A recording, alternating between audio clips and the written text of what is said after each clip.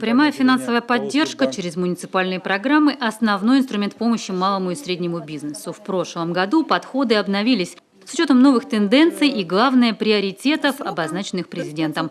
Развитие возвратных механизмов – одно из знаковых направлений. Для этого микрокредитной организации и гарантийному фонду Коми дополнительно выделено 60 миллионов рублей. К слову, обе организации находятся в одном центре – поддержки предпринимательства Шонди. Размер микрозайма минимальный – это 50 тысяч рублей, максимальный размер – 3 миллиона рублей.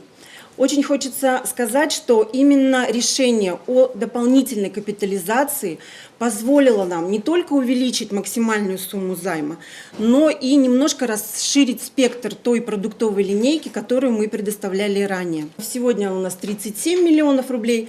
Если взять среднюю капитализацию, то мы денежные средства, вот эти бюджетные средства, 4 раза уже провернули, да? 4 раза мы малым количеством денежных средств оказали государственную поддержку предпринимателям. В этом году в столичном бюджете на финансовую поддержку предпринимательства заложено 4 миллиона рублей, а заявок уже на 14. В основном на первоначальный взнос на лизинг оборудования. В Сыктывдинском районе прямые формы поддержки тоже самые востребованные. Но без региональных и федеральных субсидий помощь будет не такой ощутимой.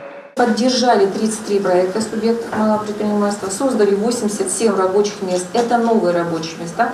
Сохранили более 500. Получили дополнительно налога 21,5 миллиона.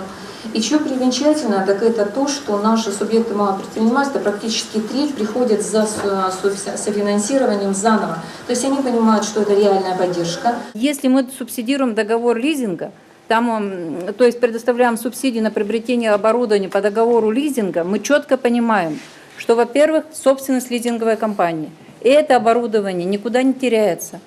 Оно работает, оборудование на территории работает, рабочие места сохраняются.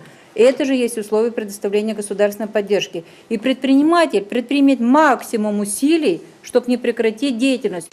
Однако не во всех муниципалитетах до конца налажена поддержка предпринимательства. Некоторые администрации пока не стремятся участвовать в жизни малого бизнеса, заявил уполномоченный по правам предпринимателей. А еще представители бизнес-сообщества посетовали на высокий налог на недвижимость. Предприятие Светланы Игнатовой предоставляет банные услуги в Нижнем Чове. Сумма налога сравнима с годовым доходом. Приходят к нам население Нижнего Чова, которые живут в неблагоустроенных квартирах, у которых нет водоснабжения.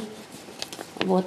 И получается, что то, что мы зарабатываем, годовой весь доход, нам сейчас придется отдать оплату налога по имуществу.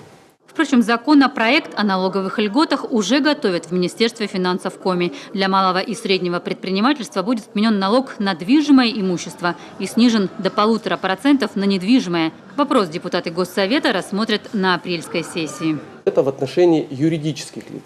В отношении физических лиц это полномочия органов местного самоуправления, и мы будем рекомендовать по итогам проведенного анализа, уже осуществлять снижение ставок в отношении индивидуальных предприятий, физических лиц, которые ведут свою деятельность, понижать ставки с 2% до соответствующей удобной ставки, потому что вот тут в отношении бань коллеги предлагали 0,5%. Надо проводить анализ, потому что таких социально значимых предприятий на территории муниципальных образований много. Банки предложили предпринимателям свои преференции с учетом требований времени, и они разрабатывают новые программы. Для малых предприятий кредитные организации продумали и беззалоговое кредитование, и небольшие проценты. Ольга Коняева, Олег Юшков, телеканал Юрган, Сыктывкар.